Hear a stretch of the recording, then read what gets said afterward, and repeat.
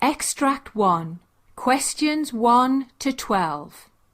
For questions 1 to 12, complete the following notes with a word or short phrase. You now have 30 seconds to look at the notes.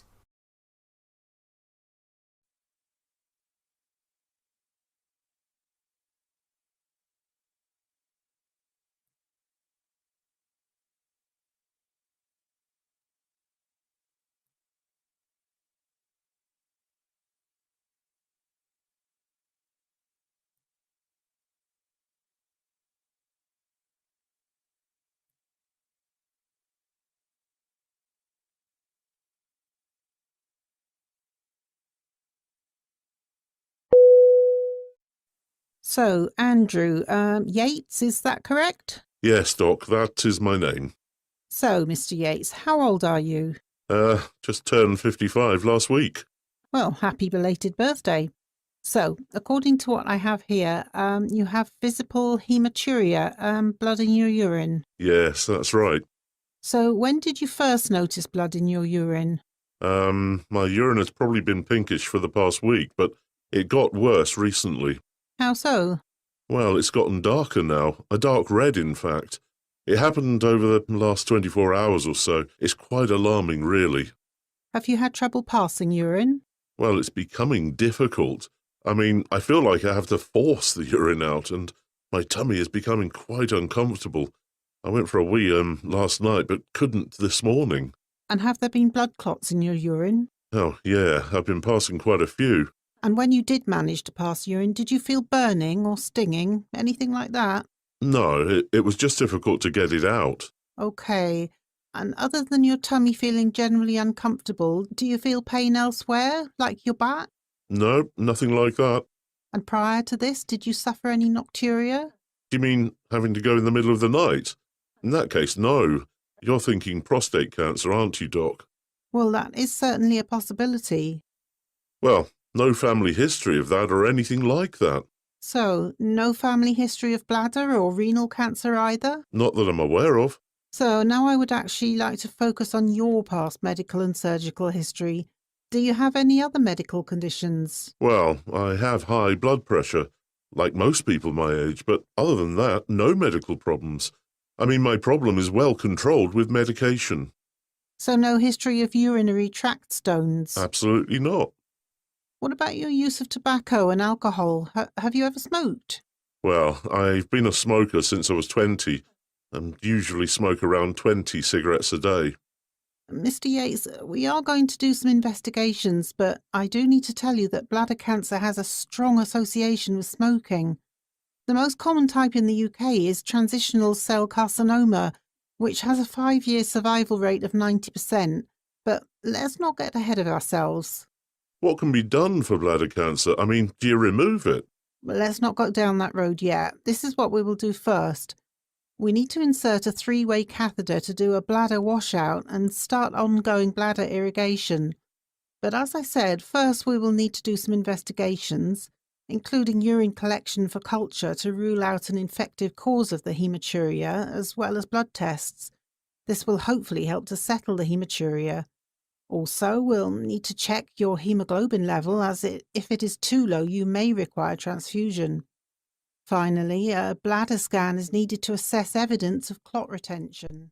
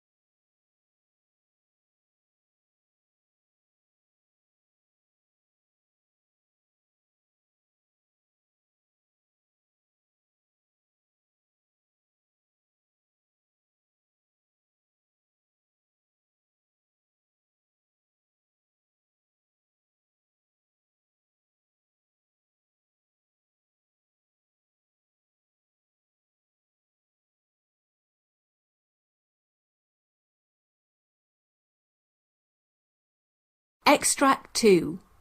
Questions 13 to 24. For questions 13 to 24, complete the following notes with a word or short phrase.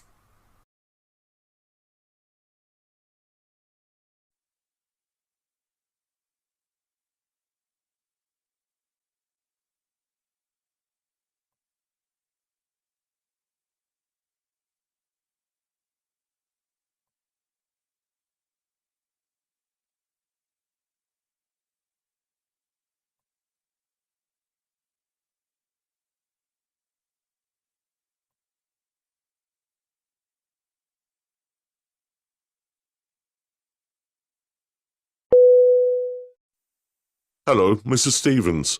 So I see here you were referred to the hospital by your GP. Yes, but you can call me Marie. Okay, so Marie, what was the initial reason you visited your GP? Well, I went to my GP last week because over the last 2 weeks, well, I'm getting more and more yellow. It's my skin and my eyes, basically. I didn't think it was all that bad, but my husband said I was very yellow, especially the whites of my eyes. And any other symptoms? Yes, I'm also getting a lot of tummy pain, and it's been getting much worse. So you said your husband first noticed the change in your skin. When was that exactly? I think it was about 12 days ago when he said he first noticed something was wrong. And you also mentioned experiencing tummy pain that is getting worse. Is the pain constant or does it come and go? It is intermittent pain, but I think it might be related to my bowels in general. They have been a bit off lately. What would you say has changed with your bowels? I guess a change in bowel movements. They've been a weird colour recently, a bit pale, I guess you'd say. And what about urinary output? Is that normal? Output is normal, but my urine is definitely a lot darker than normal. And going back to the tummy pain, where would you say the site of the pain is specifically? It's here on my side. Okay, so you're indicating your right hypochondrium. And how long has it been going on? It's been on and off for a few months now. And what kind of pain is it? I mean, is it a sharp or a dull ache? Well, it can be quite sharp, and when it's bad, it can just completely stop me in my tracks. I mean, it can be so bad that I often feel nauseated when it's happening. I mean, it was easy enough to ignore it at first because I'd get the pain every week or so, but now I'm getting it at least 1 or 2 bouts a day. So, a dramatic uptick in frequency. Does anything seem to trigger the pain or make it better? I started noticing that if I eat a big dinner, it'll get more painful.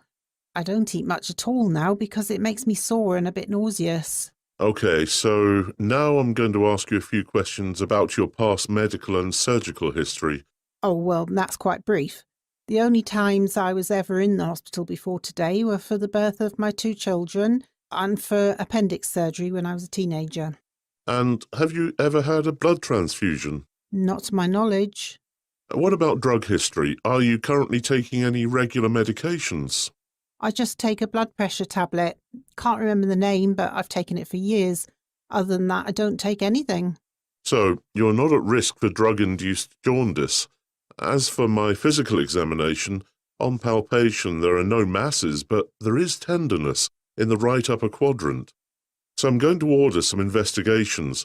We need to get a full blood count, a liver function test, as well as serum lipase and amylase, so that we can rule out pancreatitis. I'm also going to order a coagulation screen to assess the liver's synthetic function. Imaging tests will also be needed, but I will wait for the results of the other investigations before deciding which of these. That sounds like an awful lot of tests. I mean, what do you think?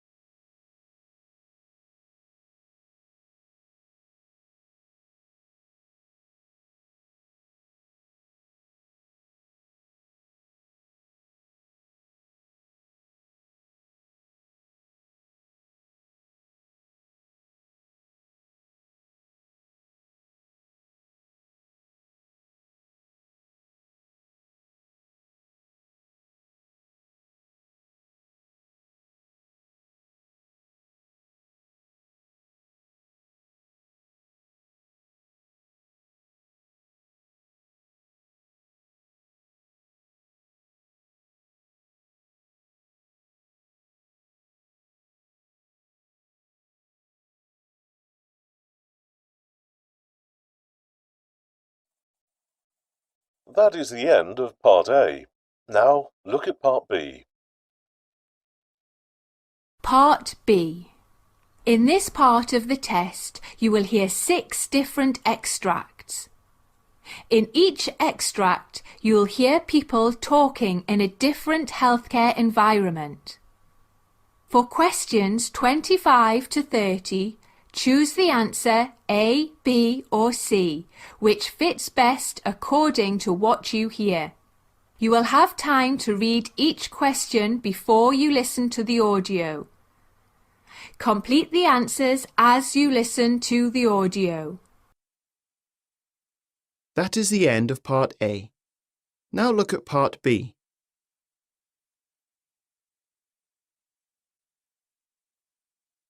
Part B. In this part of the test, you'll hear 6 different extracts. In each extract, you'll hear people talking in different healthcare setting. For questions 25 to 30, choose the answer A, B or C, which fits best according to what you hear. You'll have time to read each question before you listen.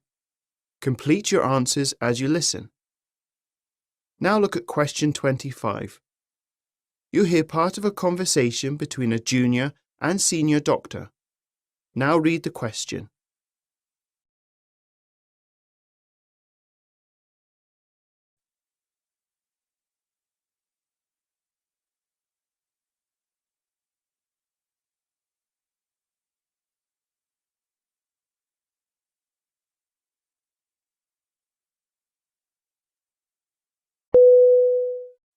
Dr. Adams, I have a patient I would like to get your advice on. Of course. Is this the patient that just left? Yes, she is complaining of chronic recurrent headaches that have been going on for about 4 months. So we went through the symptoms related to the headaches as well as what works and possible triggers. And I'm sure you covered preventative measures related to lifestyle choices. Yes.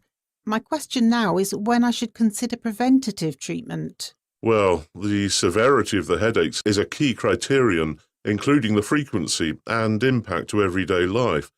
It is also necessary to ensure that triptans and other painkillers are ineffective before looking at prophylactic management options, which include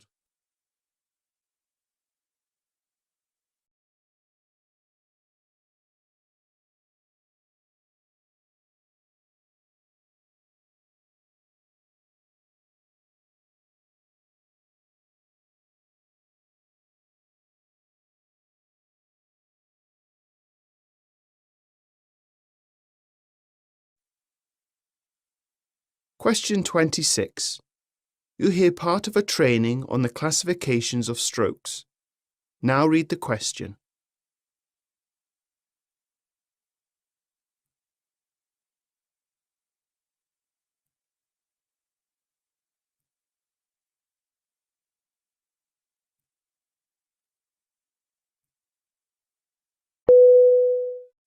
So today we are going to review the major categories of strokes, which are ischemic and hemorrhagic.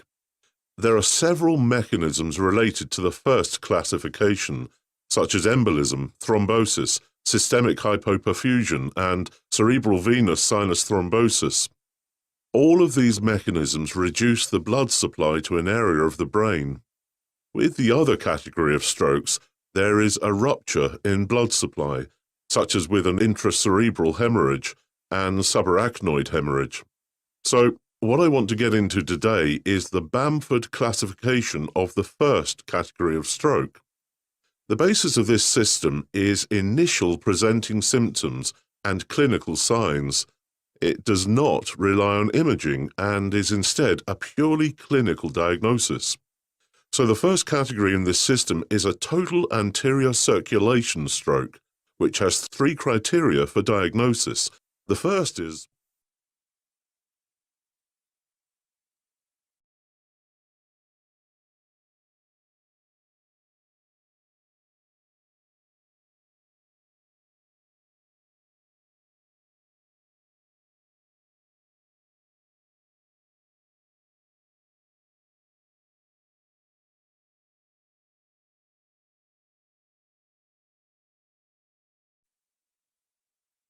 Question 27. You hear part of a ward briefing about documentation of results. Now read the question.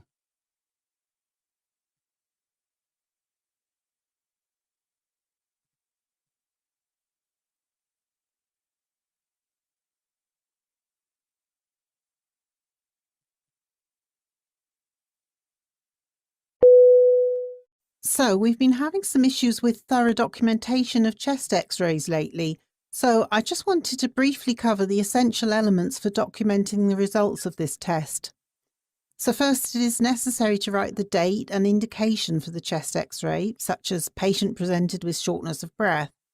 Then the next important component is the interpretation, which includes a number of important areas to cover, such as image quality, airway, breathing, cardiac, diaphragm, and other.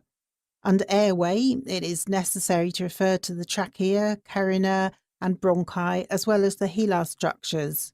For breathing, information related to lung fields and pleura is essential. In the case that no abnormalities are observed, that should be noted as well. There is no time for me to go into the specifics for the other three areas at this time, but I'm leaving information as well as an example of documentation for everyone to review. The final two parts are your overall impression of the chest x-ray as well as the plan based on the findings. The plan should be as detailed as possible, including further investigations and therapies.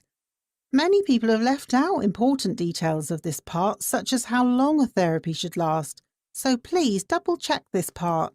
Being as specific as possible helps to save time for the whole team, so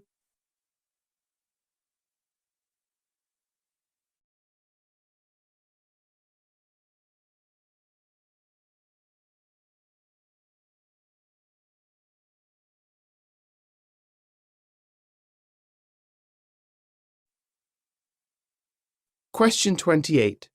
You hear part of a ward briefing on history taking and information giving. Now read the question.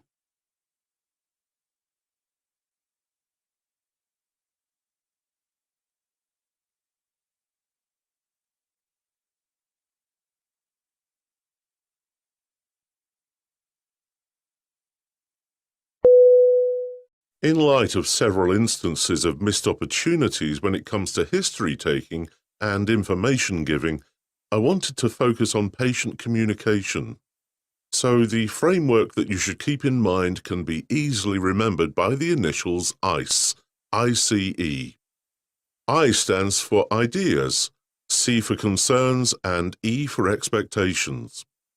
Asking a patient about these areas enables you to gain insight into how the patient currently perceives their situation, what they are worried about, and what they expect from the interaction. Some questions that you can use to get at the patient's ideas include, tell me what you think is causing the problem, or do you have any ideas as to what is going on at the moment? These types of questions might lead to the patient talking about triggers or related symptoms that have not come up before. When it comes to concerns, questions related to a patient's biggest worry can help to direct treatment so that it is in line with patients' wants and worries. So, the final area of questions includes asking about expectations related to current problems, such as what you were hoping would happen today. Similar to concerns, this helps you to get a good idea of the mood of the patient as it relates to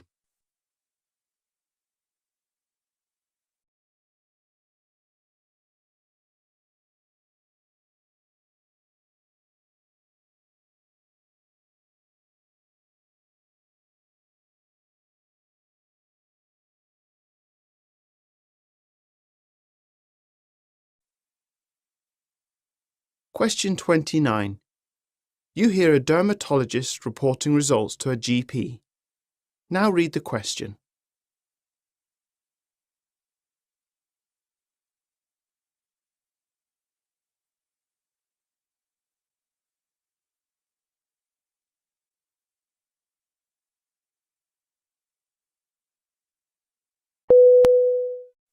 So, as you noted in the patient's file, the lesion is pigmented. Based on that, I looked at asymmetry and border irregularity, which both showed indications of sinister pathology. The colour variation within the lesion was also concerning as it showed more than 2 colours. The diameter of the lesion is still under 6 millimetres, but the lesion is bigger than when you saw the patient. So, increasing size, that does not bode well. No, it does not. Neither do the symptoms that the patient described, itching and scabbing of the lesion. So the next step here is to perform a biopsy to determine if the lesion is precancerous or cancerous and help us determine next steps. I see. I'll be seeing the patient next week, so...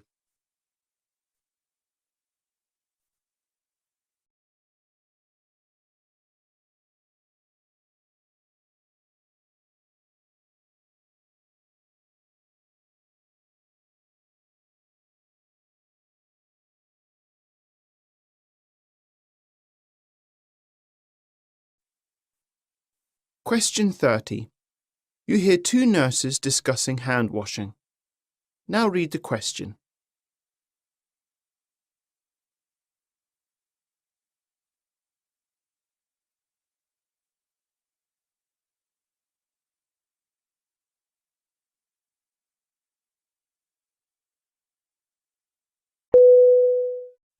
Well, I guess the silver lining of all this virus situation is that I have seen a marked improvement in people's hand washing technique. Yeah, you can say that again.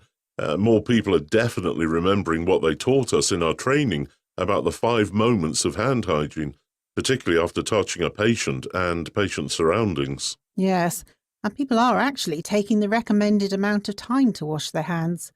There is one area I do think people need to be reminded of, and that is the benefits of alcohol-based formulations versus soap and water. What do you mean by that? Well, alcohol-based formulations are good for some situations, and it is faster and better tolerated by the skin on your hands. However, they're not appropriate after you've just been to the toilet. In that situation, soap and water is necessary. I see what you mean.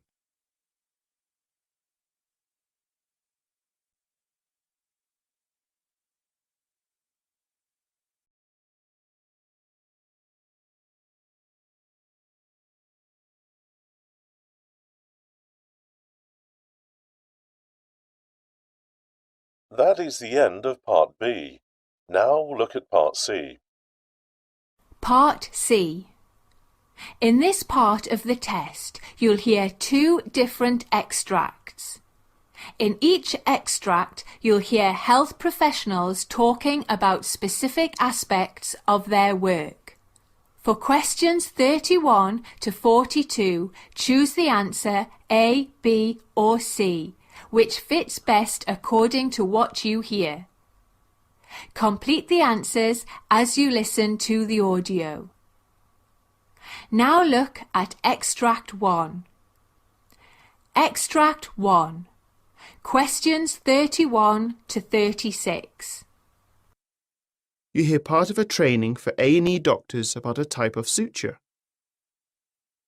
You now have 90 seconds to read questions 31 to 36.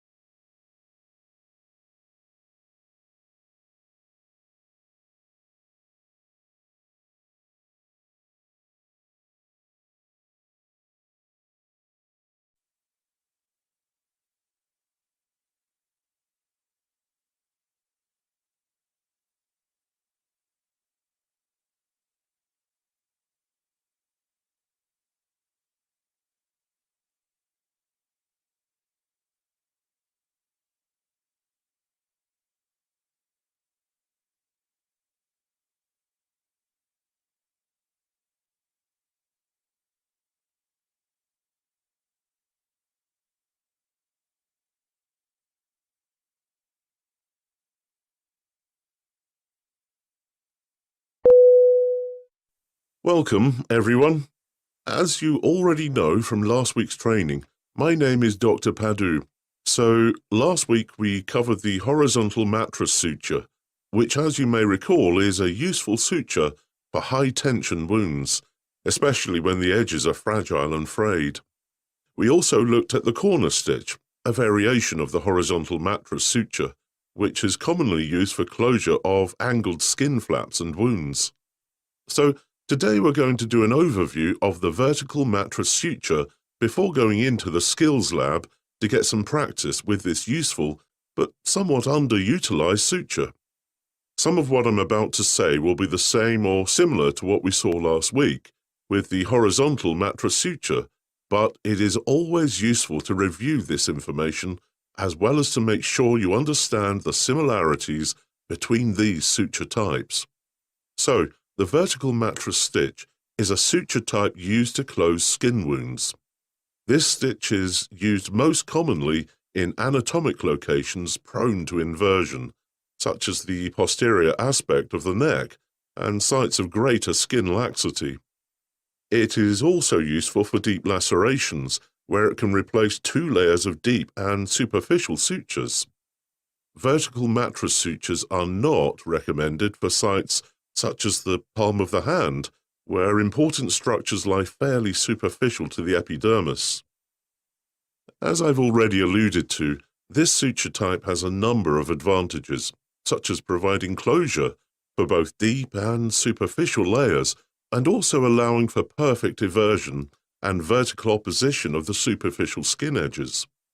The disadvantage of this suture type is that it is time-consuming and unforgiving of operator error, meaning that poor vertical alignment of edges can result in cross-hatching or small scars being left along the main wound. The propensity of the vertical mattress suture to create cross-hatching limits its use in cosmetically sensitive areas, such as the face. To minimize the risk of scarring, the recommended time for removal of this suture is 5 to 7 days. If it is deemed necessary to leave the suture in place longer, bolsters may be placed between the suture and the skin to minimize strangulation of the tissues when the wound swells in response to post-operative edema. So, just a few reminders about the basic principles of wound management. First of all, patients should be up to date with their tetanus immunization, and contaminated wounds warrant a course of an antibiotic. Also, X-rays should be performed if there is any suspicion of a fracture or foreign body. Finally, wound edges should be debrided if the wound is contaminated, and only if there is no damage deep to the skin can a primary closure be performed. So, going into the procedure. As with any sterile procedure, once the wound has been treated with a local anesthetic, it, as well as the surrounding skin, must be prepared with an antiseptic solution before placing a drape around the sterile field. In addition, you must wash your hands and wear sterile gloves, taking care not to desterilize during the procedure.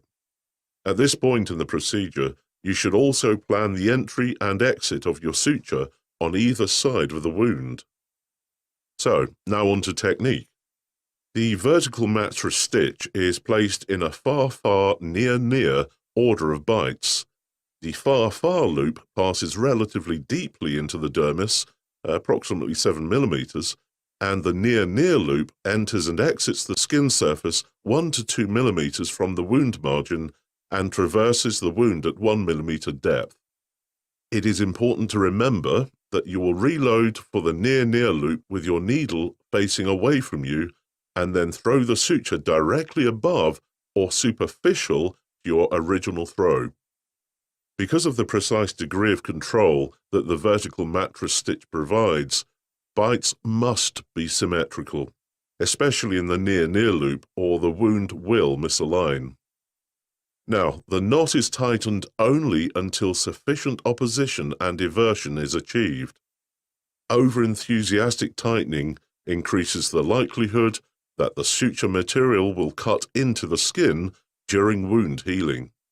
Also, the knot will lie to one side of the wound, because you have both suture ends coming from the same side. So, just to review before going into the skills lab, this is a good suture for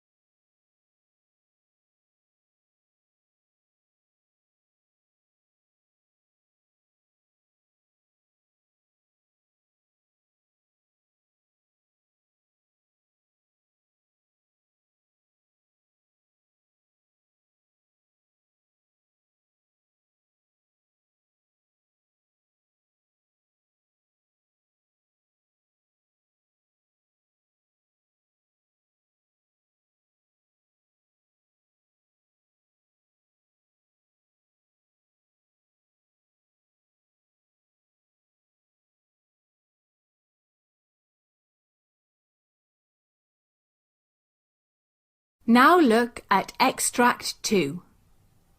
Questions 37 to 42. You hear an interview with UU2, a researcher specialising in malaria. You now have 90 seconds to read questions 37 to 42.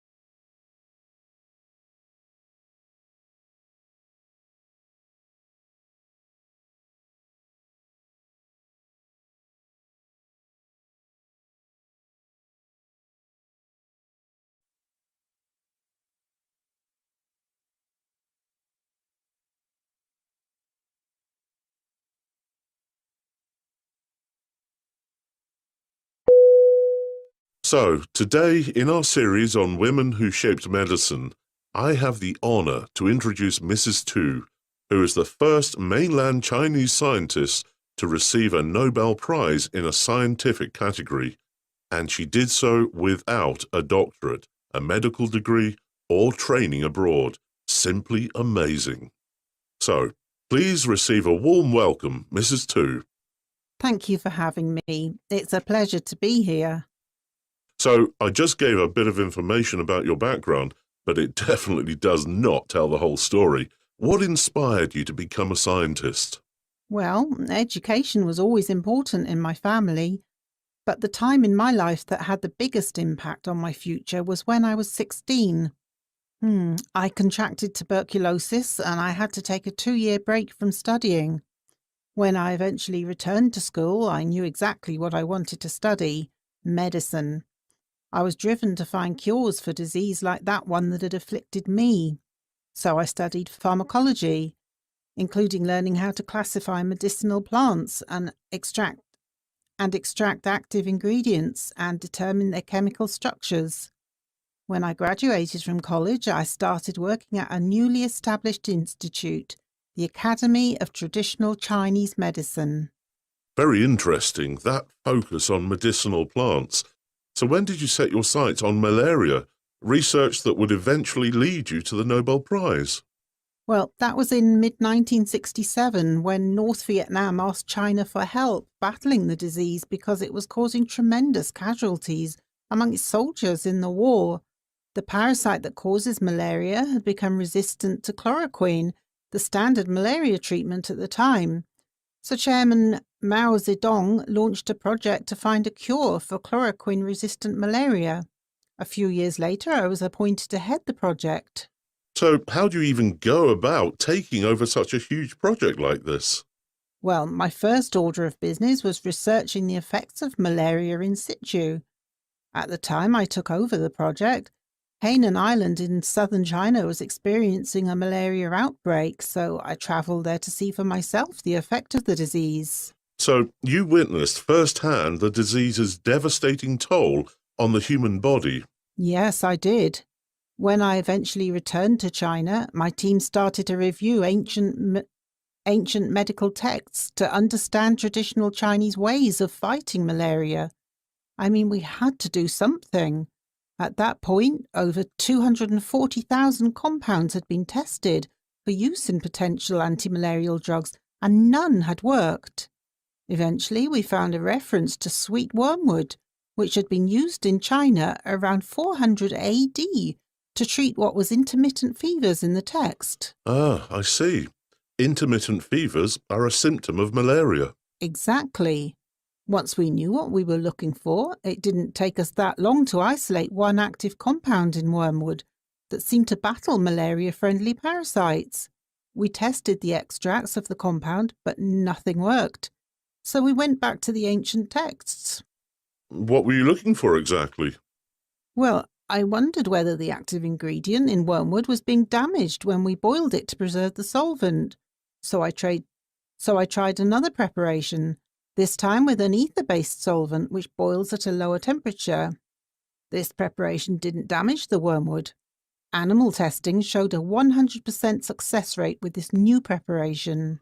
That is amazing. 100% test rate.